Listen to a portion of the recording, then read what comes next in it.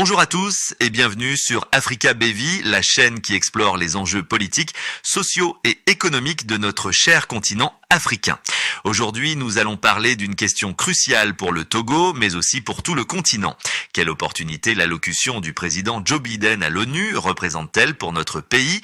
Dans son discours à l'Assemblée générale des Nations unies, Biden a insisté sur un ordre mondial renouvelé, un monde où la démocratie prime sur l'autoritarisme. Et pour le Togo, un pays qui fait face à des défis politiques et constitutionnels, cette vision pourrait bien représenter un tournant historique. Alors, qu'est-ce que cela signifie pour nous ? Concrètement, c'est ce que nous allons voir aujourd'hui, la doctrine Biden et son impact potentiel.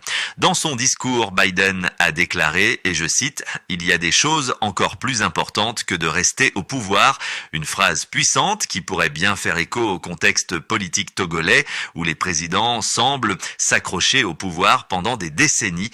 Biden semble appeler à un renouvellement mondial où les valeurs démocratiques sont au centre des relations internationales. Mais comment cette doctrine pourrait-elle influencer la trajectoire politique du Togo ?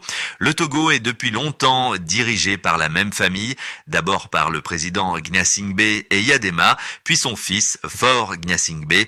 Malgré de nombreuses manifestations populaires et appels au changement, Faure a modifié la constitution pour prolonger son mandat encore une fois. Une démarche qui va à l'encontre de la démocratie prônée par les États-Unis. Biden a une opportunité ici de prouver que les États-Unis peuvent être un acteur positif dans la promotion de la démocratie en Afrique. Les deux enjeux principaux pour le Togo d'abord, parlons de la crise des prisonniers politiques au Togo. Il y a actuellement 93 prisonniers politiques dans notre pays. Ces personnes sont souvent détenues pour avoir exprimé des opinions critiques envers le gouvernement ou pour avoir participé à des manifestations pacifiques. Les États-Unis, qui se positionnent comme un défenseur des droits de l'homme, ont ici une occasion d'exercer une pression diplomatique sans précédent pour exiger la libération de ces prisonniers. La libération de ces prisonniers serait un geste fort qui montrerait que Washington est prêt à transformer ses paroles en actions concrètes. Si Biden réussit à convaincre les dirigeants togolais de relâcher ces prisonniers, cela prouverait au monde que les États-Unis sont réellement prêts à défendre les valeurs démocratiques, même lorsqu'il s'agit de leurs alliés. Ensuite, il y a la question de la modification de la constitution togolaise.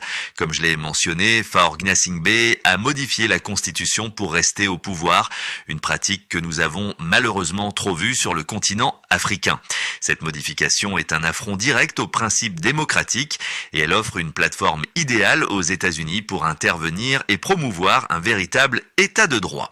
Le peuple togolais mérite une démocratie où les élections sont libres et équitables et où les constitutions sont respectées. Une nouvelle approche de l'aide internationale. Dans son discours, Biden a également parlé d'un système mondial plus efficace, avec plus de ressources et de coopération. Qu'est-ce que cela pourrait signifier pour le Togo ? Eh bien, plusieurs choses. Premièrement, les États-Unis pourraient offrir un soutien technique et financier pour renforcer nos institutions démocratiques. Ce genre de soutien est crucial pour bâtir une démocratie solide avec des systèmes de justice et des élections transparentes. Deuxièmement, Biden pourrait lancer des programmes d'échange pour former la prochaine génération de leaders togolais. Ce type de programme pourrait donner à nos jeunes l'opportunité d'apprendre les meilleures pratiques en matière de gouvernance et de leadership. Et enfin, les États-Unis pourraient investir dans des secteurs clés de notre économie, mais en conditionnant ces investissements à des réformes politiques. Cela encouragerait le gouvernement togolais à effectuer des changements réels. Pour conclure, le Togo se trouve à un moment critique de son histoire. La doctrine Biden, avec sa promotion de la démocratie et de l'état de droit, offre une opportunité unique pour notre pays de changer de trajectoire. Mais cela ne se fera pas sans une volonté politique forte, tant de la part de nos dirigeants que de la communauté internationale. Les États-Unis sont à la croisée des chemins, ils peuvent décider de transformer leurs paroles en actes concrets ou rester dans le discours. Le Togo est un terrain d'essai parfait pour ce genre de politique. Il est temps de libérer nos prisonniers politiques et de restaurer une véritable démocratie. Merci d'avoir regardé cette vidéo. Si vous avez trouvé cela intéressant, n'hésitez pas à aimer, commenter et partager. Et surtout, abonnez-vous pour plus de contenu sur les enjeux africains. À bientôt sur Africa Baby.